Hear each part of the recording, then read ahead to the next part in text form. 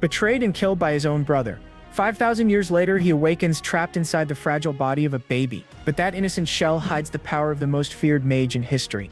In a world ruled by the descendants of his enemies, Alice is reborn, ready to rewrite fate itself. Stay until the end and witness how far a genius will go when he returns from death seeking vengeance. It all began with a catastrophic event that years later would be called the Apocalypse War. A mysterious enemy appeared in the skies without any prior warning. They were grotesque beings who used the same magic as humanity, the Unknown Ones. With the invasion of these beings, who were later called fallen angels, humanity was pushed to the brink of extinction without any chance to fight back. But a single great archmage emerged, and alone he saved the world from destruction. With his overwhelming power, he completely annihilated the army of angels. The young man used a unique magic to repel all those mysterious enemies at once, and that's how peace finally returned to the world, ending the conflict. He turns around satisfied, announcing with a smile that now everything is resolved. The scene then takes us to the Magic Kingdom, inside the Grand Palace of Magics. In the palace's main hall, an important coronation ceremony was about to begin. The crowd goes wild with the arrival of Alice, thanking him for saving everyone. People shout the name of the great archmage, who walks without paying much attention to the praise. Then he sits on the royal throne while the people acclaim him as their savior. He thinks he has finally become the king who will rule the world as the first emperor, or at least that's what he thought, until he was interrupted by a familiar voice. Alice looks up and sees Sophia, his younger brother, asking what he wants. Sophia calls him brother but quickly corrects himself, calling him first emperor. Well, things got a little confusing now. They're both boys and have girl names. Sophia asks with a cute face if he can place the crown on him, leaving Alice speechless. He becomes thoughtful since normally the archbishop should perform the coronation. But when he looks at his little brother making that pleading face, he seems to change his mind. Then the archbishop approaches and says that for them it would also be a great honor. So Alice agrees with a smile, saying that it's alright and he can proceed. Sophia gets super excited with the answer and happily thanks his brother. Alice replies that he's happy too because Sophia is the only brother he has in the world. In the background, the archbishop and the other clerics watch the scene showing joy. Meanwhile, the crowd below continues shouting, hailing the first emperor. Sophia then takes the crown and gets ready, announcing that the ceremony is about to begin. He thanks for everything so far while preparing to place the crown on his head. And with a strange smile, he says goodbye to his brother, saying farewell forever. At that very moment, Alice feels a sharp pain in his chest, completely in shock. Sophia stabs him mercilessly, revealing his betrayal right in the middle of the coronation. He realizes that his brother's reversal magic wasn't active at that moment. Then he explains that with his guard down, he could easily assassinate him like this. Alice doesn't understand the reason, questioning why, since they were just two brothers. But Sophia only holds him mockingly, saying that he knows why. And in the background, the clerics watch the scene with a very suspicious smile on their faces. He says that Alice was a fool and that now in peace his usefulness has finally ended. He announces that from now on he will be the first emperor and will rule the kingdom. Then he looks at his brother with disdain, ordering him to hurry up and die already. Sophia turns to the guards and says that his brother seems a little tired, and orders them to take him to an isolated room where no one will ever go. The archbishop agrees, commenting that it must be exhaustion from the long war. With a victorious smile, Sophia observes everything while the people acclaim him. And thus the cries of celebration for the new emperor echo throughout the kingdom. The scene shifts to Alice on the ground, realizing that the dagger had a lethal poison. He laments, for he fought for everyone and sacrificed everything for the good of the kingdom. But his dream of becoming a beloved king was ending before it even began. With tears in his eyes, he calls out for Sophia, not understanding the reason for the betrayal. With the memory of his happy childhood, he swears that he will never forget what happened. He coughs up more blood, feeling that his body was already reaching its limit. But if that's how it has to be, he decides to use one last trump card. Then he activates his forbidden secret art with the maximum power he can muster. He decides to reverse his causality so he can reincarnate through the cycle of rebirth. Even without knowing if it will work, he bets everything on this miraculous chance. The scene fast forwards to the present day, more precisely to October 2026. His eyes open slowly and he wonders where he has ended up. He finds himself in a very luxurious room, a completely unknown place to him. Looking around, he notices an old map on the wall and very refined furniture. On top of a shelf, he also sees some picture frames and a globe. With that, he's certain that his plan worked and the reincarnation succeeded. But his body felt strange and slow, maybe a side effect of the magic used. Then he notices that there's a small hand mirror right beside him. He picks up the mirror to look at himself, but gets scared when he sees his own hand. When he tries to speak, he panics as he realizes he can only make baby sounds. And when he looks in the mirror, he screams in panic upon seeing that he has turned into a baby. He cannot believe that he is reincarnated into the body of a helpless child. But amid the shock, he seems to have a sudden and important realization. A maid named Sayari enters the room asking if he has already woken up. He tries to ask about the world he is in, but can only babble words. The maid does not understand and, finding it cute, picks him up to hug him. He tries to explain that it is not like that, but she keeps thinking he is just fussy. She calms him, telling him to stay quiet while rocking him gently. The boy is impressed by how good and obedient he seems to be, and in her arms, he feels so relaxed that he ends up falling asleep. He falls into a deep sleep while the maid smiles affectionately. The scene shows the baby sleeping peacefully and the nanny watching him with a serene look. Suddenly, he wakes up startled and sees that 2 hours have already passed. He remains sitting in the crib, thinking about the situation. He realizes that he cannot resist sleep because of the baby's body. Besides that, he also cannot communicate properly to explain what he wants. In that case, he decides that he will need to come up with a plan and act efficiently. And with a determined look, he unlocks the crib latch to escape.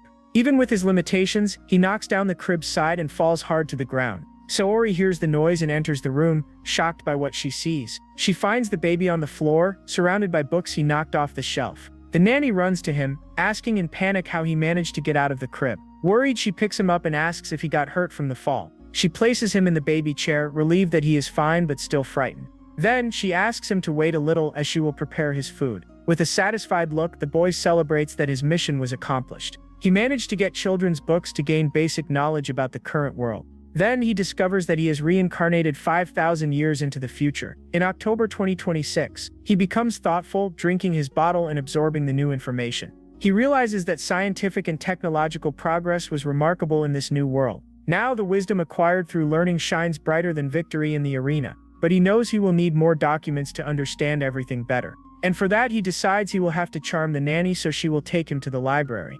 He wonders where the parents of that body are, since he only sees maids in the house. With a serious look, he hands the empty bottle and asks her to fill it again. The nanny is impressed to see that he already finished everything, making her happy. She strokes his head and tells him to grow up strong and healthy. He realizes that the milk was not bad, even though he did not like it in his past life. Then he wonders if taste also changes when one reincarnates into another body. While receiving the affection, he babbles something to try to communicate with the nanny. But the head maid appears, asking if she is still taking care of the baby. She reminds her that there is still work to do in the kitchen, leaving the nanny desperate. The head maid complains about the delay but at least praises her quick response. Then she orders the nanny to go to the kitchen, saying she will take care of the baby. The boy only watches the interaction, not quite understanding what is going on. The head maid turns to him with a very serious and intimidating look. Looking at him, she asks the baby to slide. The boy is confused, not understanding what that meant. Then she turns in another direction with a strange smile. Then she starts arranging the books the boy had knocked to the floor. She organizes them back on the shelf, placing everything carefully in its place. And when she puts away the last book, she reveals a small hidden jewelry box. The maid stares at the little box with a greedy, desirous look. The boy immediately realizes that she is planning to steal the family's jewels. She thinks she can blame the baby's mess to say that the jewel disappeared. With a wicked smile, she turns toward the boy, thinking he understands nothing. But he stares back with a serious look, showing that he figured everything out. She finds that insolent gaze strange and decides she will need to discipline him. She grabs the thermos, saying she used it to warm up his milk. And with a cruel look, she says that she will love to see him cry from the hot water. She throws the water straight at him, but he does not seem frightened at all. The boy becomes enraged by her actions, releasing an impressive aura of power. He activates his magic and reverses the attack, making the water return directly to her. The maid screams in pain, begging for water to put out the fire on her skin. The pearl necklace falls from her pocket, revealing what she had stolen. The boy picks up the jewel, showing that he managed to recover the valuable item. With a confident smile, he realizes that his magical abilities are still intact. The scene cuts to the next day, showing the front of the luxurious mansion. The nanny says there is a really fun park ahead for them to go to. She describes the place, saying there are fountains and swings for him to play. But suddenly she feels the stroller being pulled in another direction. The boy points to the other side and she asks if he wants to go there. The scene focuses on the blue sky with white clouds and green trees around. The nanny is surprised by his attitude, but it seems that she is going to agree. She then takes him to a huge building, which in fact is a library. The boy takes advantage of the distraction to grab several books and hide them in the stroller. With that, he hopes to fill in some of the gaps from these 5,000 years that have passed. He plans to read everything in secret, when the nanny is not nearby to watch him. The nanny pushes the stroller, thoughtful, while the boy pretends to be asleep. She finds it very bizarre that a baby doesn't like parks and only cares about books. Then they finally arrive back at the mansion, ending the day's outing. With a smile, she opens the door and announces loudly that they have arrived, and in the living room a couple welcomes them back, seeming to be his parents. The nanny greets both formally, referring to them as master and mistress. Suddenly, the woman runs toward the stroller, shouting the name Alice. The mother then picks the baby up from the stroller, overjoyed to see him again. She hugs him lovingly, apologizing for leaving him alone for so long. He then realizes that they are his new parents and that his body has the same name as him. Another maid announces that she will prepare dinner, and the parents thank her. The protagonist observes the mother, thinking about how beautiful and kind she is to him. The father apologizes, saying that his condition forced him to stay away. But the mother scolds him, saying that his illness is the priority now. Upon hearing that, Alice becomes curious about what illness his father might have. He laments that not even America's advanced medicine worked, but the mother encourages him, saying that they cannot give up and must keep searching. However, the family's savings are running out and the mansion might be mortgaged. She suggests reducing the annual donations they make to the local orphanage, but he refuses, saying that helping those children is his reason to live. Alice listens to everything in silence, processing the complicated situation of his new family. He admits that the mansion is comfortable and that he would not like to lose it. And as the donation story shows, his new parents seem to be good people. Then he decides that he will use his powers to save the couple from this problem. He reaches out his hand to his father and the mother asks if he wants to go into his arms. The father smiles but laments that he might not be able to hold him like that for long. Alice uses his reversal magic to scan his father's body. He suppresses his magic output to apply the secondary effects of the reversal. With that, he realizes that human anatomy hasn't changed at all in 5,000 years. And upon checking the magical meridians, he finally finds the abnormality.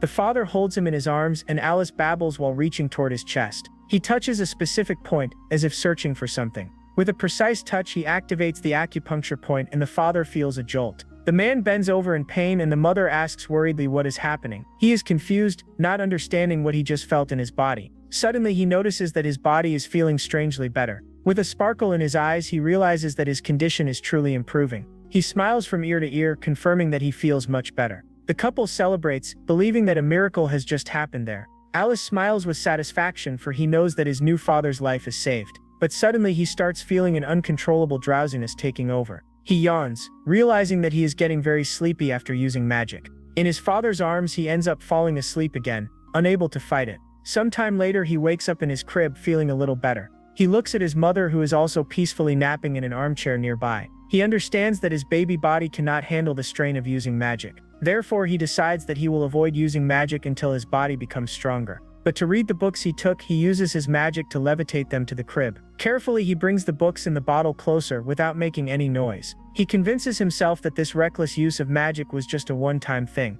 Later that night, the full moon gently illuminates the mansion. In bed, Alice thinks that now his parents and his home are finally safe, but he wonders what the meaning of his reincarnation in this new era is. He is certain that there is a reason, and he promises that he will find out what it is. Meanwhile, a suspicious group invades the mansion, led by a mysterious man. One of them comments about the fancy mansion, and another reminds that the master is sick. And with an evil smile, he says that because of that, the house's security is weak. The thieving maid appears, all bandaged up, saying that she already showed them the place. The leader throws a bag of money at her and then orders her to leave. With a cruel smile, he orders everyone to invade and eliminate anyone who sees them. And with a battle cry, the group prepares to storm the house. In bed, Alice sleeps peacefully, drooling a little, unaware of everything. But suddenly he wakes up, sensing a strange presence approaching. He realizes there are intruders in the house and a smile appears on his face. With a determined look, he decides that he will drive them all out by himself. A magic circle appears on the wall and the invaders materialize inside the house. They use teleportation magic to enter without being noticed by anyone. The leader confirms there are no magical barriers, calling the owner naive. He says that according to the maid's map, the master's office is right over there. Then he orders them to steal everything valuable, and one of the henchmen asks about the staff. With an enraged look, the leader orders them to kill anyone who crosses their path.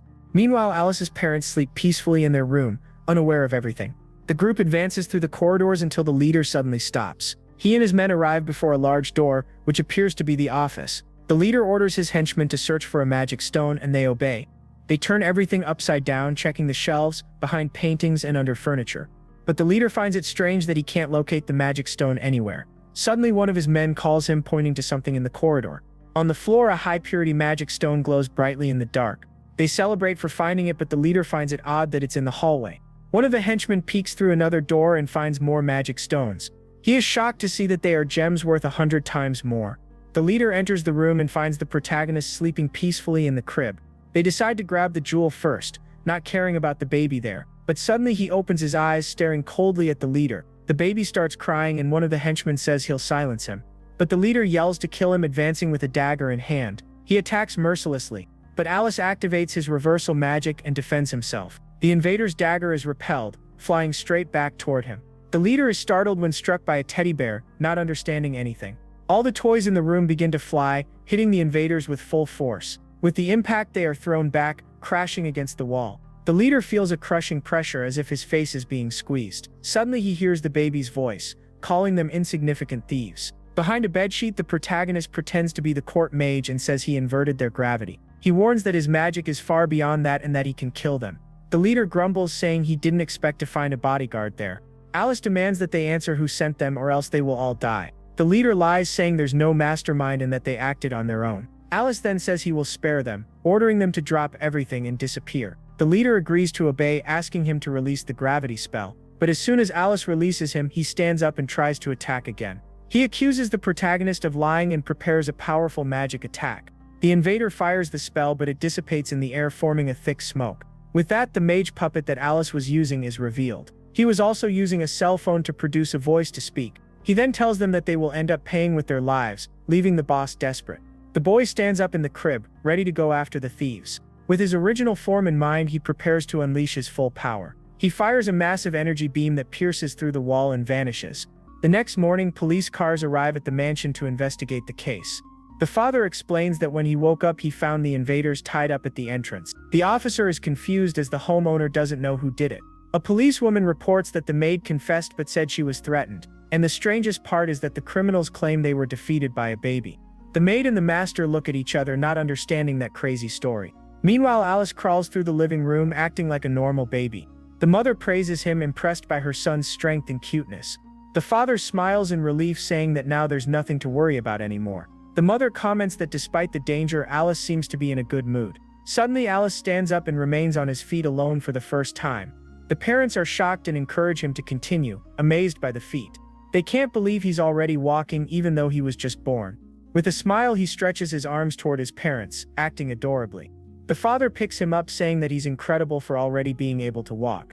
He says that Alice might be a genius, but the mother thinks he's exaggerating. Alice thinks that for now, having physical independence to walk is already good enough. But he knows he will need to train not only his intellect but his body as well. However, if he becomes a prodigy, that might end up being a problem. Therefore, he decides that he needs to grow up quietly and discreetly. The nanny brings him milk while he's on the floor reading, surrounded by books. She looks at him, shocked by the baby's intelligence and behavior. And now, with the father present, he is certain that the baby is a genius. Both the father and the mother are astonished to see the unusual scene. The nanny explains that it was the protagonist who insisted on reading all those books. The father wonders, shocked, if their son is truly gifted. Alice looks at them as they reach a conclusion about it. The mother suggests enrolling him in an institution of magic and science for geniuses. He gets excited about the idea while Alice remains silent, just observing.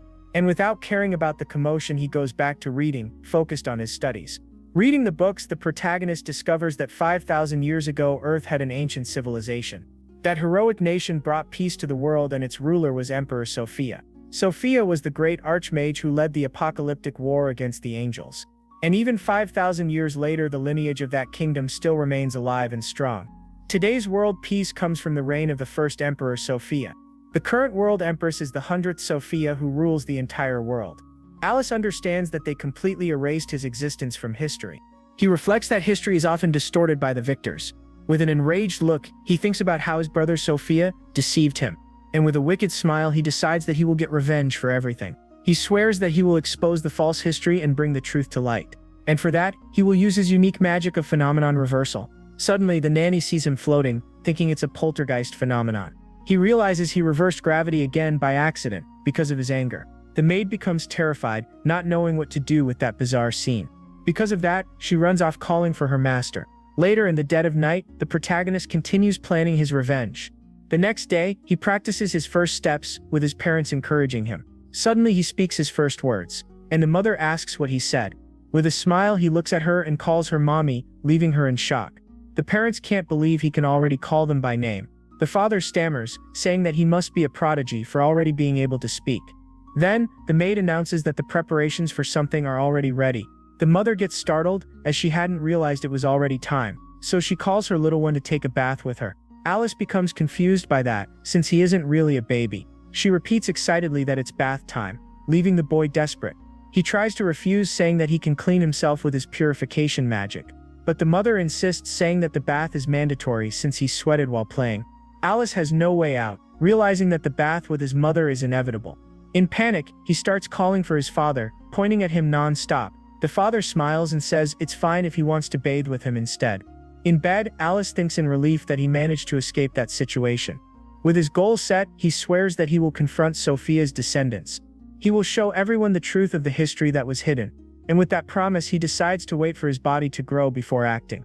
The scene moves forward 3 years, showing the mansion surrounded by cherry trees. His parents take him to kindergarten, impressed by the place. Now 3 years old, Alice already wears a school uniform. Ready to begin, he thanks his parents for enrolling him in such a prestigious school. He wonders if he will get along with friends or suffer from bullying.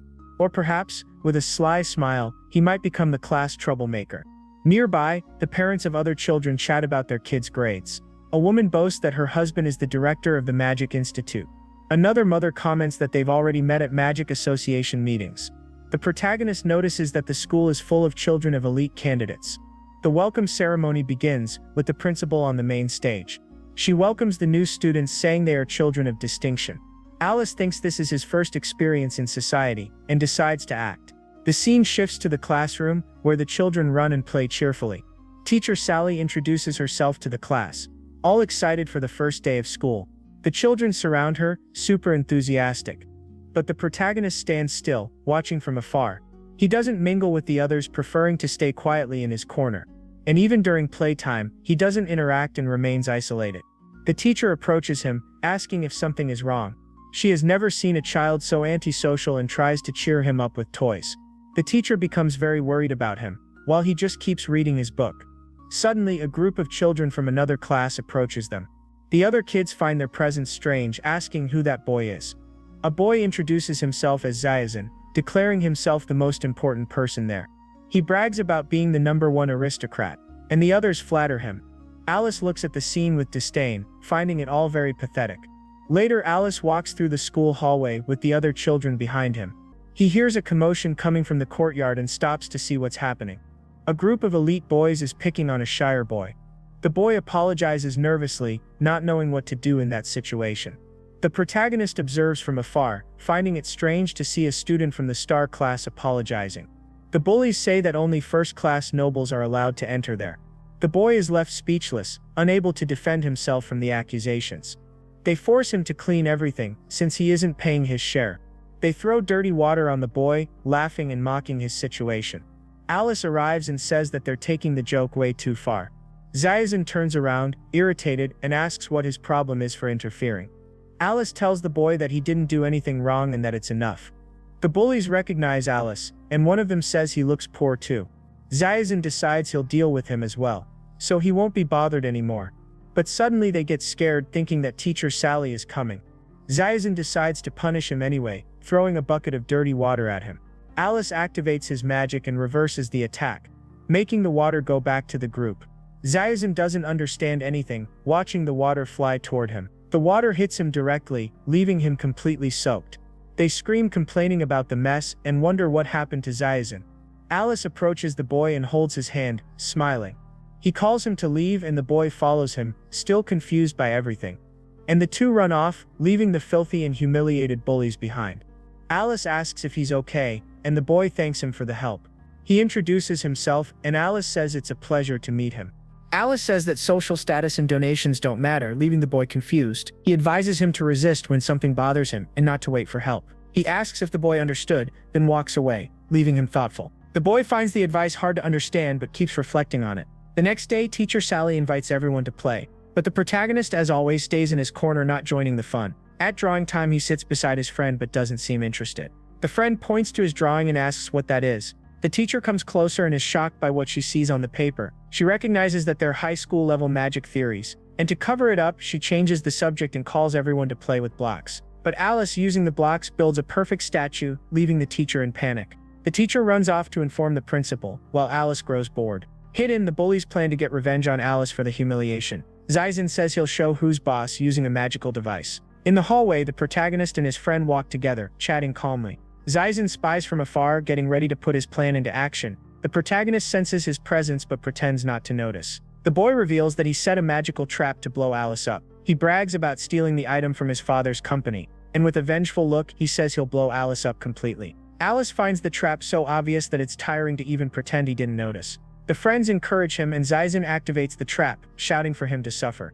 A huge explosion happens and the protagonist's friend screams in fright, but he protects him with his reversal magic, creating a shield. With a furious look, he activates his power and prepares for a counterattack. And with a single gesture, he reflects the explosion back at the bullies. Zaizan and his friends are stunned, not understanding what just happened. The explosion throws them far away, with incredible and unexpected force. They fall to the ground, dazed, while Alice gets ready to leave. The teachers come running, startled by the sound of the explosion. They find the boys lying on the ground, not understanding the scene. Alice covers up, saying that a gust of wind knocked them down. The teachers end up believing it, blaming the temperature change for the wind. He calls his friend who follows him, still a bit shaken by everything. And the two walk away, leaving the confused teachers behind. The teachers keep watching, still trying to figure out what happened. Later, sitting on a bench, the protagonist's friend calls him to talk. He asks how he can become someone strong like the protagonist since he has no confidence. He confides that he's always bullied and can't bring himself to tell his parents. Alice advises him to resist because people have infinite potential. He says that he used to be the same way but changed by fighting back. With a flashback of his brother, he says he once believed in that man's potential. The friend becomes thoughtful, reflecting on the word potential. With a determined smile, he says he understands and that he'll try his best. Our hero thinks that if he wants to change the world, he has to start there. The next day, the children play cheerfully in the schoolyard, but Alice, as always, stays in a corner reading while the teacher watches. Suddenly, she notices that one of the children isn't feeling well. She runs toward the girl who has collapsed on the ground, breathless. The girl says she doesn't know what it is but that her chest hurts. The teacher shouts for someone to call an ambulance while Alice approaches. He uses his magic to scan the girl's body and discover the problem. Alice realizes that part of her magical meridians are blocked. He knows that this happens to people who have too much magical power. And with a quick touch, he unblocks the meridians. Healing the girl, he says that her magic flow is stable now, but that it was only first aid. He calls the teacher, who hangs up the phone, frightened by the situation. She runs to the girl and is shocked to see that she is already better. Our hero covers up, saying that the exercise caused a bad magic flow. And with a smile, he says that he will leave the rest to her and walks away. In the principal's office, the teachers talk about Alice's accomplishments. One of them says that a broken toy was mysteriously repaired. And another teacher says that a magic projector fixed itself. The principal listens attentively, finding the boy very interesting. At dismissal, Alice's parents praise him and he says that he had fun. He takes the opportunity to say that he has a favor to ask of them, and with a serious look, he asks if he can leave kindergarten.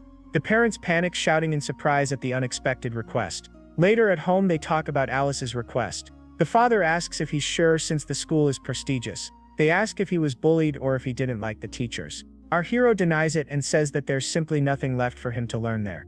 The parents are shocked by the answer, unable to believe what they heard. He then says that he has a request to make to them with a serious look. But the maid arrives, announcing that the principal is on the phone. The mother answers, surprised by the unexpected call from the school principal. The principal asks both parents to come to the school the next day. Alice becomes worried, thinking that the magic bomb incident was discovered. The next day, they go to the principal's office, anxious about the conversation. The father asks the reason for the meeting, hoping it isn't a problem. The principal says she called them to talk about Alice's exceptional talent. The parents are confused, not understanding what she means by exceptional. She lists his accomplishments and confirms that it was Alice who did all of that. She also remembers that he helped his friend and stopped the bomb. He realizes that in the end, everything was discovered by the principal. She explains that Alice's abilities surpassed those of a normal student. The father reads the report, speechless at the level of his son's power. He thought Alice was a genius, but he never imagined it was to that extent. At that moment, the protagonist says that he also has something to say. With a serious look, he asks her to let him skip a grade. The mother is shocked, not understanding the request to skip a grade. He confirms, saying that he wants to skip kindergarten and go to elementary school. The principal smiles and says that she was thinking the same thing as him. She says she will treat him as a special and early graduate. Alice is surprised, thinking it was quite easy to negotiate with them. The principal says that it's an educator's duty to nurture a prodigy's talent. The parents celebrate, happy with the news that their son is a prodigy. A few days later, a farewell party is organized for Alice at school. His classmates gather to say goodbye, sad about his departure. They say they wanted to be friends but were afraid of him. Our hero apologizes, and the girls invite him to play one last time. He notices that his friend is standing in the middle of the crowd, alone. The boy says goodbye, promising that he will do his best to change. The bullies are sitting on a bench when Alice's friend approaches them. He stops in front of them, with a determined and brave look. Zaizan asks what he wants, not understanding the boy's attitude. The boy takes a deep breath, gathering courage to confront the bullies. He says that he hates being mistreated and asks them to stop the bullying. Zaizan becomes furious at his audacity and lunges at him angrily. He says that the school doesn't discriminate against anyone and that everyone is equal. Zaizan's friends are shocked by the statement and he becomes embarrassed. Ashamed, he stammers and promises that he won't do that anymore. The boy smiles, satisfied with the result of his courageous act. Our hero watches from afar, seeing that the boy managed to solve the problem. He thinks that the world is full of potential and that everyone can change. 6 months later, Alice goes to take the entrance exam for elementary school. Wearing his uniform, he looks ready and determined for the new challenge.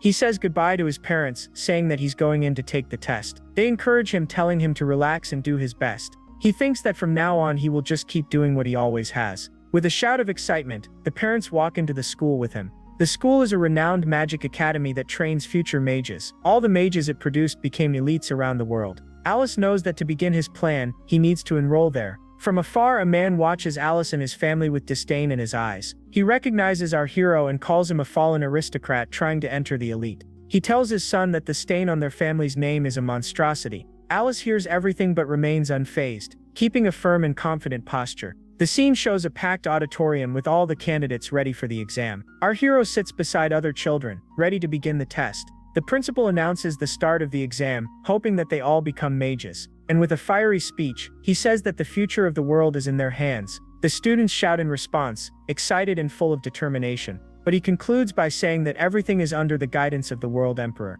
Alice listens to everything with contempt, not letting himself be carried away by the excitement. With a furious look, he swears that he will take revenge on Sophia. He walks through the corridor, holding the paper with the exam information. As he reads it, he finds everything very easy and proceeds confidently to the test. But on the way, he accidentally bumps into a boy, who glares at him. The boy yells for him to watch where he's going, and our hero apologizes. He knows it wouldn't be good to cause trouble there, so he decides to ignore it. That bully is the son of the man who was watching him earlier, and is always surrounded by followers. With disdain, he tells Alice not to think he'll pass the exam. He calls him a stain on the family name and walks away, leaving him behind. The scene shifts to the school field, where the magic ability evaluation begins. The children practice shooting at moving targets, which are considerably difficult. Alice observes the others standing still without moving or participating in the training. He analyzes the level of the test, finding everything very basic and simple. Suddenly, the same bully attacks him from behind with a magic strike. He calls him a fallen aristocrat and says that he disgraces the family. Alice stays silent, processing the words and the nickname, Family Stain. The boy mocks Alice's father, saying he's poor and sick. Feeling superior, he says that only elites like him deserve the academy. He summons a fire salamander, preparing to show his power. With a massive attack, he hits the target with full force, breaking the meter. The others are shocked by his power, which is at a high school level. He turns to Alice, telling him to go home since he has no chance. But Alice activates his magic and manipulates gravity, preparing to fight. With a single gesture, he launches the target into the air with his magic. The target hits the meter with full force, breaking it in the process. The other students are shocked and frightened by the display of power. The target shatters into 1,000 pieces, creating a rain of debris. The bully is left speechless, watching the dust settle with Alice standing still. Alice then launches one of the target pieces toward him like a projectile. The boy screams in fear, curling up to protect himself from the attack. The piece hits the ground hard, creating a crater and knocking him down. He falls to the ground trembling and even wets his pants. And standing tall, Alice looks down at him with a superior gaze, showing who's in charge. "That's it, Alice, I like badass protagonists like this." With a threatening look, he says that the bully is the one who should go home. A blonde girl watches the scene from afar, her gaze full of interest. She seems impressed by Alice's attitude and keeps observing him. The teacher announces that Alice has passed the magic ability evaluation. Alice doesn't even care, already thinking about the next tests he needs to take. With a determined look, he prepares for the next stage of the exam. The scene shifts to the classroom where the academic aptitude test begins. Alice looks at the exam, finding everything very easy and even boring. Suddenly, he hears someone beside him mumbling. It's a girl, and she explains that she forgot to bring an eraser. Making a kind gesture, Alice breaks his in half and offers it to her. He extends his hand and says, "Let's both do our best on this test." She smiles, happy with his kindness and motivation. From afar, the blonde girl observes the interaction with a curious look. The scene shifts to the cafeteria, where the students have lunch during the break. Our hero's parents prepared a carefully made bento for him to take. The mother says she included the octopus-shaped sausages he likes. The father asks if he's doing well on the exams, and Alice confirms. They say they also did their best during the interview with the principal, but suddenly the man who insulted him earlier approaches the table. He calls Alice's father by name with a mocking tone. The father greets him back, looking a bit uncomfortable. The man gets irritated by his tone, reminding him of his inferior position. Alice's father tells him not to be so cold since they're childhood friends, but the man yells and slams his hand on the table. Alice and his mother watch the scene, worried about the commotion. He says that our hero embarrassed his son during the exam. Alice's father is confused, not understanding the man's accusation. The man yells at him to stop making excuses, saying he's getting arrogant. And in anger he slaps the table, knocking over Alice's food. Everyone around looks at the scene, shocked by the man's behavior. He calls Alice's father names and threatens him with a look of disdain. And to humiliate him even more, he pours his drink on the floor, over the food. Our hero stands up, furious, but his father stops him from doing anything. The father bows, apologizing for his son's behavior. He begs for mercy, since a scene there could disqualify Alice. Alice realizes that his father is enduring all of that because of him. He remembers his past life and how he acted recklessly. He was assassinated for neglecting that principle, but he learned his lesson. And with a determined look, he uses his magic to clean up the mess. The hot drink flies straight into the man's face, who screams in pain. And he stays there complaining that it's hot. Furious, he threatens Alice's father and runs off to get water. Alice's father is left speechless, shocked by the unexpected situation. Our hero calls him, tugging on his pant leg to get his attention. He suggests that they eat somewhere else to avoid more trouble. The father notices that Alice's lunchbox is back, untouched and clean. Alice covers up, saying that he wants to eat outside, looking up at the sky. The parents look at each other, confused but happy that everything is resolved. The scene shifts to the school arena, where the simulated battle is about to begin. The stands are packed, with everyone eager to watch the matches. The announcer declares it's Alice's turn and he steps into the arena. He takes a deep breath, preparing for the challenge ahead. Suddenly he realizes that his opponent isn't who he expected. It's the same bully from before, the son of the man who humiliated him in the cafeteria. Our hero smiles, finding the coincidence very interesting and timely. And soon after, he notices that the boy is saying something. Apparently the bully wants to get revenge. Alice's parents grow worried about the sudden change of opponent. The boy boasts that his father bribed the original contestant. He thinks that even though it's against the rules, now he can take out his anger. With a wicked smile, he gets ready to fight, thinking it'll be easy, and to irritate him, the protagonist says that he knows he wet his pants the other day. The bully becomes furious and charges at him, shouting that he's going to kill him. He says he'll punish Alice's cheating with his own cheating. He shows a magic bracelet he got from his father that increases his power. The artifact is rare and expensive, capable of multiplying magic power tenfold. He says that the examiners were also bribed and will ignore the item. And with an intense glow, he activates the magic bracelet's power. And he summons a fire salamander, creating a giant firebird. With a hateful glare, he says that Alice is finished and will be defeated. The audience is in shock, as his magic is at a university level. The bully's father snaps his fingers with a victorious smile on his face. The massive attack hits Alice directly, creating an explosion of smoke. The boy celebrates, thinking he won the fight with his overwhelming power. But through the smoke, Alice appears unharmed and surrounded by electricity. The bully can't believe it, as Alice's power is 100 times greater. He tries to attack again, but Alice extends his hand, ready to strike back. With a single gesture, he prepares to show his true strength. He uses phenomenon reversal and launches a beam of golden energy. The bully freezes, watching the magic soar into the sky. Alice's parents scream, frightened by their son's power. The boy tries to defend himself, but the heat of the attack hits him full on. Alice walks toward him, surrounded by magical fire shields. He approaches and stares him down, with the bully trembling in fear. He says that normally he would have ended everything with the first attack, but he noticed that the boy's magic power suddenly increased. The bully denies it, saying he didn't cheat. But Alice doesn't believe him. He touches the bracelet, and the boy realizes that the lie is about to end. With his magic, Alice shatters the bracelet into 1,000 pieces effortlessly. The boy screams, watching his expensive magic item being destroyed before him. Alice says that the cheating is over and asks if he's ready to fight. The bully collapses to the ground, trembling in fear of Alice's overwhelming power. With a furious look, he prepares to end the battle once and for all. His father yells for him to stop, but Alice doesn't listen. With a punch to the ground, he creates a crater, knocking the boy down. Alice's father says that the match is already decided and doesn't need to continue. Alice agrees and stops, leaving the boy on the ground, defeated. He turns and walks away, leaving the bully trembling in fear. The judge announces Alice's victory due to loss of will to fight. The audience throws confetti celebrating the overwhelming and impressive win. His parents congratulate him, proud of their son's strength and performance. He walks down the hallway, tired but satisfied with the outcome of the fight. Suddenly he realizes that someone is watching him from afar. The blonde girl who had been observing him before approaches and calls him. She congratulates him on his victory, saying that he fought really well. She asks if he's the Asuka who skipped a grade, and he confirms. Alice finds the girl strangely familiar but can't tell from where. Suddenly his vision becomes blurry and his body weakens. She asks if he can hear her, but he collapses from exhaustion. He falls on top of her and she screams in fright. Not understanding anything. Is that girl wearing shorts or underwear? That's the question. Sometime later he wakes up mumbling, in an unfamiliar place. His parents greet him, happy that he woke up and slept well. He asks where he is, and the school principal introduces himself. He says that Alice slept well and that it's normal to feel exhausted. The father says that they were worried because he didn't return. Alice apologizes, feeling a bit embarrassed by the situation. The principal agrees and prepares to begin the final interview. The principal says that he will start his final interview now. He reveals that in fact, Alice has already passed all the exams. The principal explains that he has never seen results like Alice's before, and he says that Alice is the class representative, an incredible feat for someone who skipped a grade. With a smile, he welcomes Alice to the school. Alice thanks him, excited to start working with him from now on. His parents cry with emotion, proud of their son's success. The principal observes Alice, sensing a unique and exceptional talent.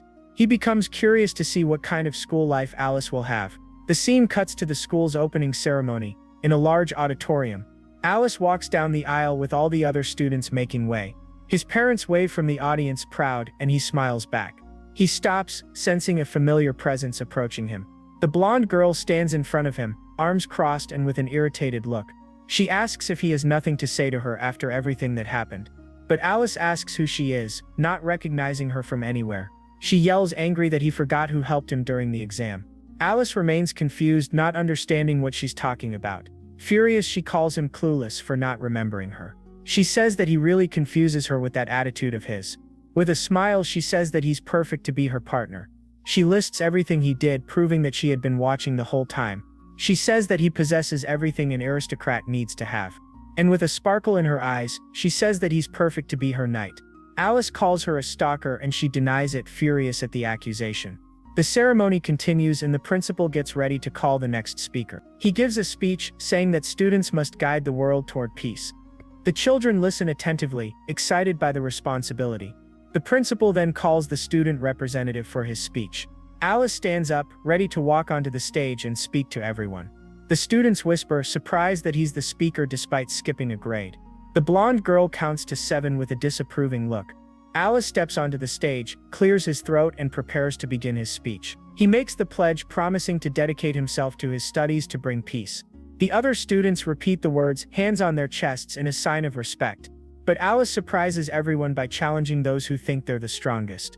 The blonde girl is shocked, unable to believe Alice's boldness. With a defiant smile, he says for them to fight without holding back. The other students are confused, not understanding what he's talking about. The principal watches everything with a smile, finding his attitude interesting.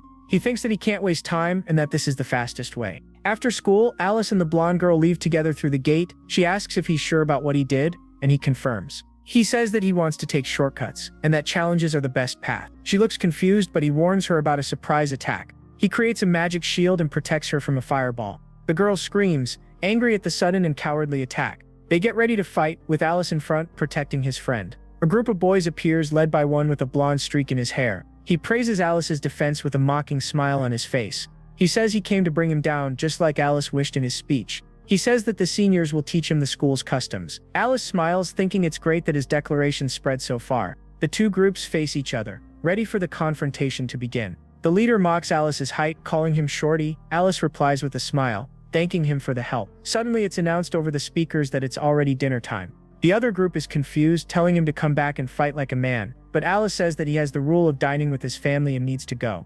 Furious, the leader attacks Alice, shouting that he's going to crush him. The other boys join in, casting their magic spells, but Alice uses his phenomenon reversal and traps them in an infinite loop.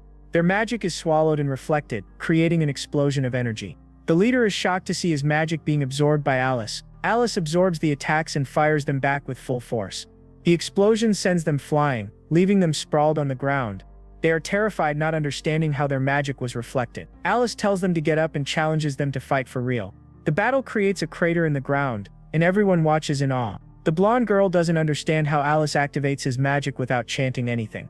The leader shouts that he won't lose and prepares for another attack. He summons the lightning spirit with an aura of golden energy, and with a scream he fires a massive lightning bolt toward Alice. But Alice stops the attack with a single hand without any effort. The boy is in shock, unable to believe that he blocked his strongest attack. Alice then creates a defensive barrier, preparing for the counterattack. The leader shouts in surprise, seeing the barrier form in front of him. The attack hits the barrier and Alice gets ready for the counterattack. With his magic, he reflects the attack back at the boy. The lightning hits the leader head-on and he screams in pain from the impact. He falls to the ground, defeated, and the blonde girl shouts his name. Alice says that he held back on the reflection so as not to hurt him too much. His friends are shocked, seeing that he's still alive. With a victorious smile, Alice thanks him and calls him senpai. That night, the family gathers for dinner in a celebratory mood. The father asks how his first day of school was, curious. And with his mouth full, Alice says that he thinks he'll get along with everyone. His parents encourage him to keep studying, happy with his progress. Alice calls his father with an important question to ask. He asks if the school has a system for skipping grades. The parents are startled, realizing that he wants to skip grades again. He confirms, saying that he wants to do his best and make the most of life. The father gets excited and tells the maid to prepare red rice to celebrate. The mother smiles, knowing that he never changes his mind once he decides. Alice thinks that elementary school is too easy and that he'll graduate quickly. The next day, at school, the students whisper about Alice. They comment that Alice defeated all the upperclassmen the day before. They're afraid of becoming targets because of the incident. The teacher enters the classroom and tells everyone to sit down, as class is about to begin. He explains that the school has a rigorous curriculum for training mages, and he warns that from now on their conduct will be monitored. Everything will be evaluated, from classes to dungeon exploration. Magic exams, written tests, and duels will also count toward their grades. He says that all of this will determine their rankings and scores. Alice and the blonde girl listen carefully, deep in thought. The teacher says that the first evaluation will be of basic ability. The students gather around the measuring device, ready to begin. A girl tests her power and the device displays all her stats. She sighs in relief at the result and returns to her seat. The teacher calls Alice, who approaches the measuring device. He knows he needs to adjust his power so as not to cause trouble. The teacher glares at him, saying he heard about yesterday's incident. He says he's going to teach Alice the proper relationship between teacher and student. Alice places his hand on the device and a blue screen with his data appears. He's surprised by the result, which came out far below expectations. He had suppressed his power but didn't expect it to drop that much. The teacher shouts, saying that he's the lowest ranking student in the class. He realizes that the teacher set him up, glaring with fury. And since that's the case, he decides that he won't hold back anymore. Suddenly, a shockwave hits everyone, leaving them dizzy. Alice unleashes his power and the measuring device explodes into pieces. The teacher screams in shock, not understanding what happened to the device. With a smirk, Alice says that he's leaving now and walks out of the room. He passes by the others, leaving the teacher with the broken device. The blonde girl approaches and asks if he was the one who did that. He pretends not to know what she's talking about, with an innocent look. She says it doesn't matter, but now he's become the lowest ranking student. With a smile, he says that he'll find a way to climb the ranks. The rankings are published and the students check their scores. They use bracelets that monitor their actions and magical fluctuations. The teacher shouts that their evaluation depends on their deviation score. Alice thinks that with his low score, he has no choice but to rise. The teacher takes them to the courtyard to start the physical aptitude test. The test takes place on a sand field under the hot sun. Alice becomes exhausted and breathless, struggling to keep up with the others. The blonde girl approaches and says that he came in last in the race. He says that he has his own problems and she realizes that he has weaknesses. He thinks that his body is still weak and remembers his father's illness. He realizes that he might have inherited his father's frail constitution. She asks how he can be her partner with such weakness. She reminds him of the day she invited him to be her knight. He finally remembers and she asks what his answer is. He asks what her name is, leaving the girl irritated. She even calls him an idiot for not knowing. With a serious look, she introduces herself as Lisette and tells him to remember it. She demands an answer, but Alice seems distracted, looking off into the distance. It turns out that our hero notices something appearing there. He comes across a mission board and Lisette explains what it is. She says that they complete missions as teams and that the list is right there. He's surprised to see that there are even field missions. He realizes that the numbers beside them are credits and that this could help him. The children gather to form teams, getting ready to make their choice. The other students group together, excited to start their first mission. But Alice and Lisette are left alone, with no one to form a team with. She complains that everyone is too scared to approach them. She asks what he's going to choose since they're out of options. Alice looks at the board, thoughtful, analyzing the available missions. He points to a specific mission with a determined look. The mission is AAA difficulty, recommended for groups of 30 people. Lisette tells him not to do that since it's a high-level mission. He asks what happens if they complete it, and she explains about the credits. He agrees immediately and she yells, saying that he wasn't even listening. She says it's dangerous, but he only thinks about raising his ranking. The other students find out and think he's being insane. At the school shop, they prepare for the mission, already wearing their uniforms. She tells him to buy potions, but he refuses, saying that he won't need them. She yells at him, telling him to be more careful and responsible. Alice points to a book on the shelf, curious about the item. The book promises to dramatically increase points during missions. The shopkeeper explains that the book multiplies earned credits by 10. Lisette calls him an amateur, saying the item's conditions are too strict. But Alice ignores her and says he'll take the book, leaving her furious. She yells at him, telling him to listen to what others say. Alice realizes he doesn't have enough money to pay for the item he picked. The shopkeeper says he can pay at the end of the semester, and he agrees. The scene cuts to the mountain behind the school where the mission will begin. They arrive at the entrance of the cave, preparing to enter the dungeon. Alice activates the item he bought, ready to start the mission. She worries about the time, but he says they'll be quick. He warns her to run if things get dangerous, and she agrees. She regrets coming, afraid since it's her first mission. Alice notices her nervousness and calls her by name. He reassures her, saying that he'll protect her with all his strength. With a confident smile, he asks her to trust and rely on him. She gets embarrassed but agrees, saying that he's her partner. The mission begins, and they enter the dark cave in the mountain. Lisette summons a salamander to light the way like a torch. With the cave illuminated, they move forward, ready to face the dangers. Suddenly, a group of monsters appears, surrounding them from all sides. Lisette screams in fear, terrified by the grotesque appearance of the creatures. Alice observes them and says that it's no time to be impressed. With one eye glowing, he uses his magic to scan the monsters. He analyzes them, discovering their species, stats, and abilities. With the information in hand, he prepares to fight them. He finishes analyzing them all and gets ready to begin the battle. Lisette says their stats are too high and that they should retreat. The monsters charge at them, roaring and ready to attack, but Alice stands in the middle of them, showing no fear. He releases a massive wave of energy, pushing all the monsters away. With a furious look, he prepares to use his full power. He concentrates energy in his hand, with purple lightning radiating from it. He says that he'll use reversal energy and asks what exactly is being reversed. And with a single motion, he fires the energy, striking all the monsters. Lisette watches in shock as the monsters are disintegrated before her eyes. The explosion of purple energy annihilates all the monsters at once. With the monsters defeated, Lisette is speechless, completely impressed. Alice reminds her that he promised to protect her, with a smirk. Outside, the teacher grows concerned and decides to investigate. He calls one of the older students, with a serious look. The boy agrees, ready to follow the teacher's orders. He tells him to use his necromancer skills to teach them the school's ways. With a sinister smile, the senior promises that he'll discipline them. The teacher promises that he'll consider his performance in the grading. He says he'll teach those arrogant freshmen a lesson. Meanwhile, Alice and Lisette continue exploring the cave. Suddenly, a slime attacks, but Alice destroys it with his magic. He uses phenomenon reversal, disintegrating the monster instantly. Lisette watches, amazed at how easily he fights. She admits to herself that he's far stronger than she could ever imagine. She doesn't understand how his magic works without chance or elements, but she knows that he's the perfect partner for her. They continue exploring until they find an ancient structure. Alice recognizes the ruins from the era when he was alive. He feels nostalgic, and she asks what he's doing. They reach a dead end, with nowhere else to go. Suddenly, a magic circle appears, with an enigmatic message. A giant door materializes, covered in ancient magical inscriptions. Lisette recognizes the writing, but Alice remains silent, analyzing it. She sighs, saying she can't decipher it yet since she's too young. She understands that the challenge is to show wisdom in order to proceed. But Alice approaches the door, extending his hand to touch it. He begins reciting the ancient incantation. Surrounded by a blue aura, with an intense glow, he activates the door's magic circle. The door opens with a thunderous sound, revealing a secret passage. Lisette screams in surprise, unable to believe that he managed to open it. He explains that the text said to channel magical power into the wall. She's shocked that he can read the ancient script, and he confirms it. He thinks it's obvious since it's the writing from the era when he lived. With the passage open, they prepare to enter the new path. They advance through the dark corridor, with Lisette lighting the way. Lisette feels nervous, but Alice reassures her with his calm presence. At the end of the corridor, they find a floating ring on a pedestal. Lisette is surprised by the item, not understanding what it is. Alice recognizes it as the bracelet of invisibility he once created. Suddenly the cave shakes, and Lisette screams in fright at the noise. A massive lightning dragon appears, roaring and ready to attack.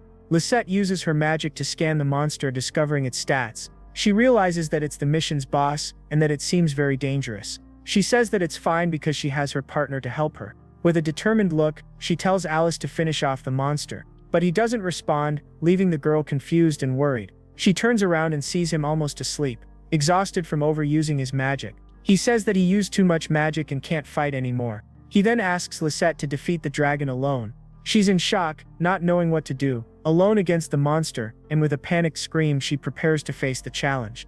Almost fainting, he tells Lisette to defeat the dragon on her own. She panics, saying that she can't do this by herself. He reassures her, saying that he's entrusting the mission to her. He even says that she'll have to manage on her own. Suddenly he strikes her, hitting a pressure point on her back. He explains that he temporarily amplified her magical power. With a smile he says that he's counting on her and faints completely, with a bump on his head. She tries to wake him, but he's already sleeping deeply. With tears in her eyes she realizes that she's alone against the dragon. The monster roars, and she gets ready to fight, trembling with fear. She decides that she needs to lure the dragon away from Alice. The dragon fires a beam of energy and she runs to take cover. She despairs, thinking it's over, but something unexpected happens. With her amplified power she can see the trajectory of the attack. She realizes that it's the effect of Alice's touch and becomes determined. With a confident smile she believes she can win the fight. She casts an attack spell with all her strength. The attack hits the dragon but doesn't seem to cause much damage. She remembers Alice's advice to aim at the dragon's core. He says that it's all from his past life experience, leaving her confused. With a battle cry she prepares to use her maximum power.